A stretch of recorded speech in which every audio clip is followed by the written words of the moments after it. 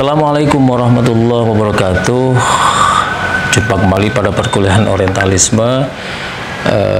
Tokoh lanjutan yang akan kita bahas sekilas tentang eksistensinya adalah Ignaz Goldziher. Ya. Saya memberi judul subtemanya ini adalah Ignaz Goldziher dan Wacana Kritik Hadis. Nama lengkap sebenarnya adalah Yitzhak Yehuda Goldziher, lahir pada 22 Juni 1850 ya, di Zeegesveerven ya, atau sekarang disebut sebagai kota Alba Regia, sebuah kota di Hungaria, ibu kota Transdanubia Tengah atau Budapest. Goldziher masih keturunan Yahudi berkebangsaan Hungaria ya, yang sejak kecil sudah memiliki hobi membaca. Ketika berusia 5 tahun dia sudah membaca kitab Talmud hingga usia 8 tahun ya. Dan pada usia 12 tahun dia juga membaca kitab Kuzari sebagai salah satu kitab Yahudi berbahasa Arab. Nah, kitab ini berisi argumen pertahanan atas penghinaan agama. Kehidupan Goldziher diwarnai dengan pengkajian terhadap Islam, khususnya telaah dan kritiknya atas hadis Nabi. Nah, Goldziher meninggal pada 13 November 1921 dalam usia 71 tahun di Budapest, Hungaria.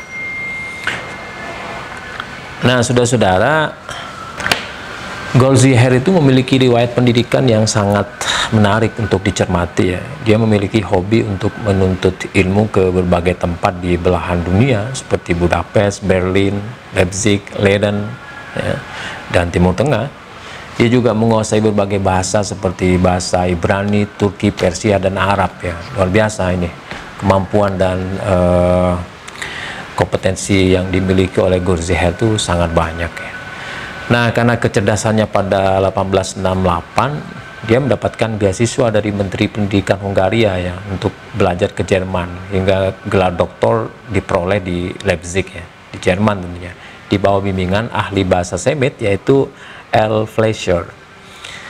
Selesai dari Leipzig, Goldziher yang haus ilmu berangkat lagi ke Leiden pada 1871, dan di sana ia bertemu dengan para orientalis Belanda yang sangat terkemuka tentunya seperti Dozy dan De Guy. Masa-masa di Leiden merupakan masa pembentukan minat studinya ya. Di Leiden, Goldziher telah bertekad bulat untuk menjadikan Islam sebagai fokus kajian ilmiahnya. Nah, ini menarik ya. Sedangkan orang-orang non-Muslim itu begitu tertarik dan antusias untuk mengkaji Islam. Bagaimana dengan kita ya sebagai dosen dan mahasiswa di perguruan tinggi Islam ya. Kenapa kita tidak seperti itu, begitu tertarik menjadikan Islam sebagai fokus kajiannya. Nah, saudara-saudara, pada 1873 kembali dia mendapatkan dana hibah penelitian dari Menteri Pendidikan Hungaria untuk pergi ke Timur Tengah.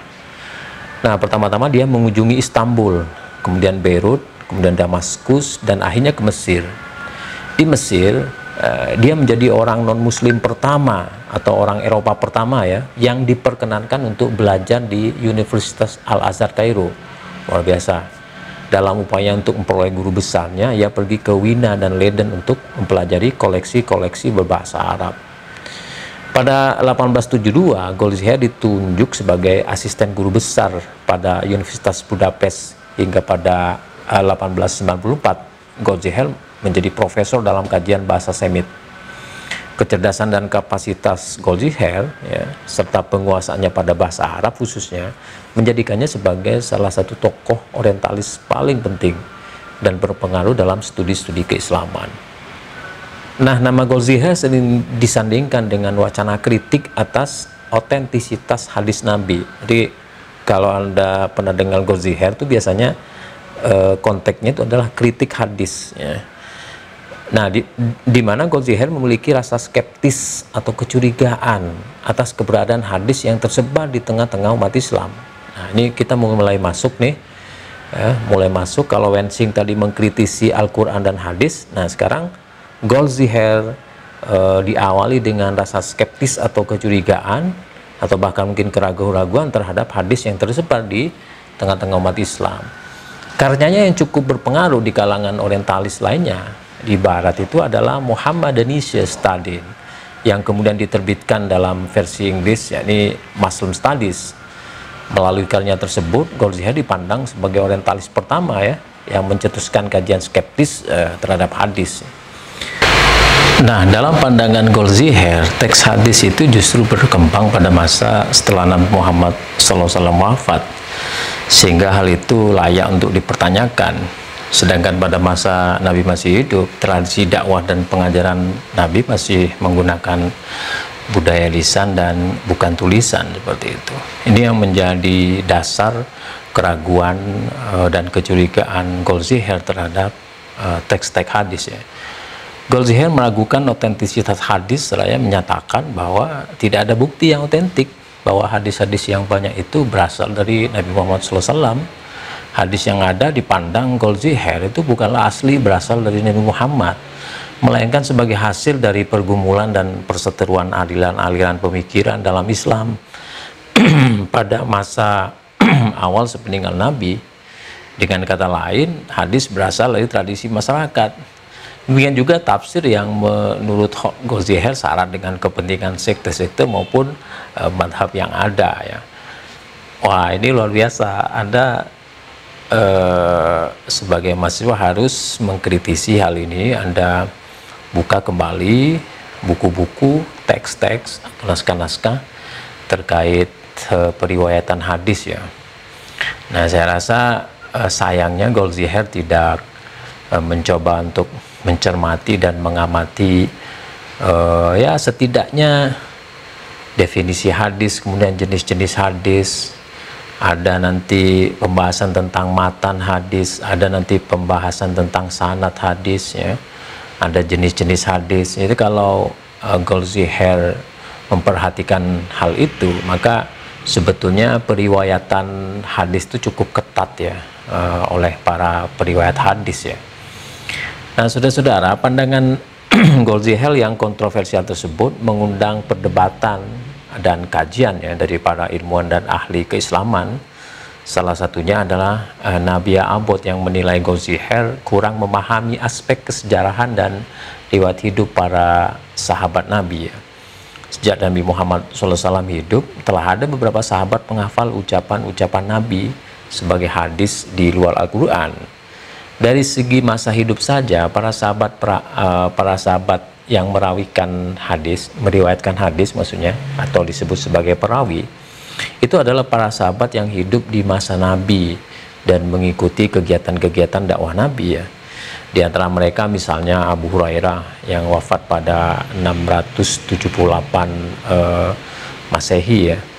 Kemudian Abdullah bin Amr al-As itu wafat pada 684 Masehi. Kemudian ada Ibnu Abbas wafat pada 688. Nah, ada juga Anas bin Malik ya yang wafat pada tahun 712 ya. Dengan demikian, koleksi hadis yang ada setelah wafatnya Nabi atau sekitar abad ke-3 Hijriah itu bukanlah awal mula proses penulisan hadis sebagaimana yang dipahami Goldziher ya. Akan tetapi merupakan kelanjutan dari proses sebelumnya ketika Nabi Muhammad masih bersama mereka. Nah, saudara-saudara, meskipun demikian, ada juga pandangan Goldziher yang terkesan objektif mengenai Islam. Menurutnya Islam merupakan agama yang paling memuaskan akal, sehingga Islam tidak bertolak belakang dengan ilmu pengetahuan. Begitu pula ketika dia menyatakan bahwa tidak ada kitab perundang-undangan tasyri' yang diakui oleh kelompok keagamaan, bahwa ia adalah teks yang diturunkan atau diwahyukan, di mana pada masa awal peredaran teks tersebut datang dalam bentuk kacau dan tidak pasti, sebagaimana yang kita temukan dalam Al-Quran. Pernyataan ini sepertinya sangat jujur, mengingat Goldziher memiliki ketertarikan mempelajari Islam ya, walaupun bisa jadi pernyataan tersebut sebenarnya merupakan sindiran darinya untuk memperkuat argumen kritiknya, khususnya yang terkait dengan kodifikasi hadis. Nah, saudara-saudara, fenomena Goldziher itu menarik untuk dibaca lebih lanjut, diteliti lebih lanjut. Goldziher adalah non-muslim yang memiliki fokus dan ketertarikan yang sangat kuat untuk mempelajari Islam, khususnya pada teks-teks Islam. Nah, bagaimana dengan kita sebagai umat Islam sendiri ya? Harusnya lebih memiliki interest yang lebih dari itu. Kajian-kajian Islam harusnya lebih berkembang ya. Nah, dalam konteks ini mungkin kita bisa melihat Goldziher itu sebagai seorang ilmuwan yang konsisten dengan minatnya mempelajari Islam, akan tetapi tetap karya-karya atau produk kajian Goldziher terhadap Islam perlu kita cermati dan kita kritisi ya. Silakan nanti Anda baca artikel, jurnal, dan buku terkait Goldziher ini secara lebih komprehensif, lebih eksploratif ya, agar Anda memiliki pemahaman yang lebih mendalam tentang Goldziher. Sekian pembahasan Goldziher ini sehari. Assalamualaikum warahmatullahi wabarakatuh.